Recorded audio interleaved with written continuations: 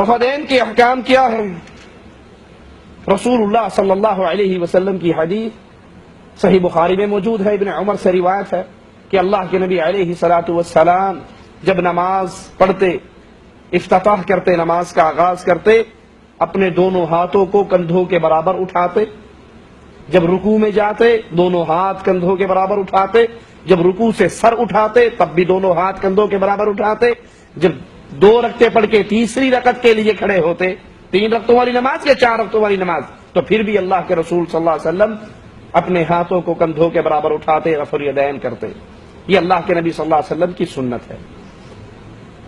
دنیا میں کوئی شخص صحیح حدیث سے ایک نماز میرے حبیب علیہ الصلوۃ والسلام کی ثابت نہیں کر سکتا کہ آپ نے ایک نماز پڑھی ہو اور اس کے اندر رفع دین نہ کی ہو۔ دنیا میں کوئی ایک صحیح حدیث ایسی موجود نہیں ہے۔ رفع دین کرنے کی جتنی حدیثیں ہیں سب صحیح، نہ کرنے کی جو بعض روایات ہیں وہ سب ضعیف، سب پہ محدثین کا کلام ہے۔ اب کچھ جھوٹ بولنے کے لیے کہہ دیتے ہیں جی وہ بغل کے نیچے بت رکھتے تھے اس لیے رفع دین شروع ہوئی۔ ارے بھائی عقل کے اندھے، نماز جماعت سے فرض ہو رہی ہے مدینہ شریف میں، بتوں والی پارٹی مکہ میں رہ گئی ہے۔ جہاں جماعت سے نماز فرض ہوئی وہاں بتوں والی پارٹی کوئی نہیں ہے، جہاں بتوں والی پارٹی ہے وہاں جماعت سے نماز ہی فرض نہیں ہے۔ نمبر 2، اگر مان بھی لیا جائے کہ وہ بنگلوں میں بت رکھتے تھے تو پہلی دفعہ جب کرتے ہو، ہم تو کیسے کرتے ہیں؟ سنت جو ہے ابھی صحیح بخاری کی روایت جو میں نے سنائی، حذو منکبے، کندھوں کے برابر آپ ہاتھ اٹھاتے، اور جو بھائی رفع دین کے انکاری ہے وہ کہاں تک اٹھاتے ہیں؟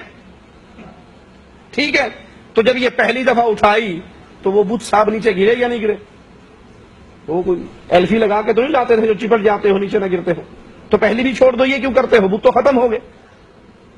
نمبر 3، وہ بڑے بے وقوف تھے جو بنگلوں میں بت لاتے تھے، جیب میں ڈال کے کیوں نہیں لاتے تھے؟ انہیں اتنی عقل نہیں تھی کہ جیب میں ڈال لیں۔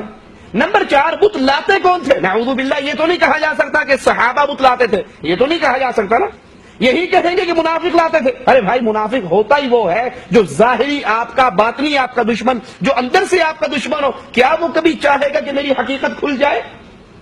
جب منافقین کے بت گرتے تھے تو عمر کی تلوار کہاں تھی؟ وہ تو چاہتے یہ تھے کہ کسی کو پتہ نہ لگے، اللہ وحی کر کے بتاتا تھا کہ یہ منافق ہے۔ اس لیے یہ مولویوں کی بنائی ہوئی ڈھکوسلے والی بات ہے، دنیا کی کسی کتاب کے اندر موجود نہیں ہے۔